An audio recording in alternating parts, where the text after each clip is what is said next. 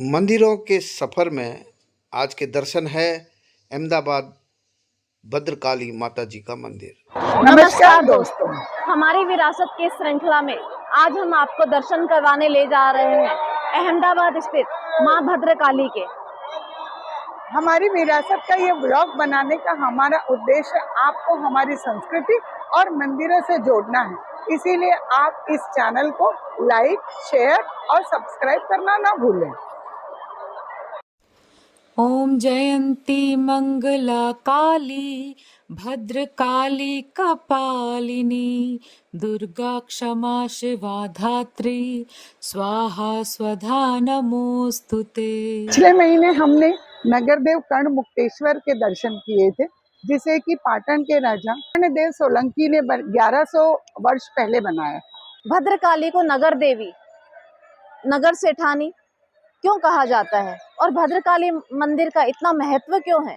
12वीं शताब्दी में नगर देवी की स्थापना, नगर देवी भद्रकाली की स्थापना माणिक चौक में की गई थी, जिसको कि 1920 में रमणानी जी महाराज ने उसकी संरचना की स्थापना यहाँ इस स्थान पर की। परंतु मैंने ऐसा सुना है, आतताइयों की विध्वंसकारी गतिविधियों के कारण हिंदू देव स्थानों को बहुत ही नुकसान हुआ।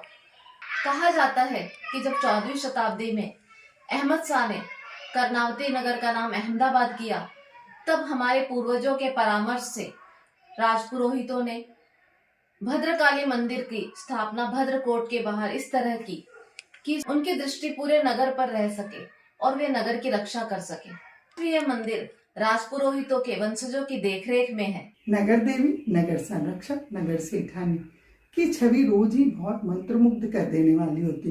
कभी देवी हाथी पर सवार होकर आती हैं, तो कभी नंदी पर, तो कभी मोर पर, तो कभी कमल पर सवार होकर आती हैं। माँ काली की महिमा है अपरंपार, रोज होती है माँ नित नए नए वाहनों पर सवार।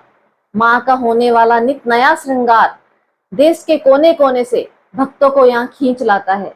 माँ के भक्तों में क्या आम क्या खास, मुख्यमंत्री से लेकर प्रधानमंत्री तक सभी उनके दर्शनों के लिए लालायित रहते हैं। गुजरात में मनाए जाने वाले 9 वर्ष में तो सभी नेतागण अपने कार्यों की शुरुआत माँ का दर्शन पाकर ही करते हैं। व्यापारिक नगरी है। यहाँ के व्यापारी किसी भी कार्य को आरंभ करने से पहले माँ भद्रकाली का आशीर्वाद लेने यहाँ अवश्य आते हैं। कहा जाता है कि गुजरात की समृद्धि के पीछे भद्रकाली माँ का ही हाथ है। नवरात्रि के अलावा भी प्रतिदिन हजारों की संख्या में भक्त यहाँ माँ का दर्शन लाभ लेने आते हैं। ऐसी मान्यता है कि माँ में शक्ति के तीनों रूप समाहित है, माँ लक्ष्मी, माँ दुर्गा व माँ सरस्वती।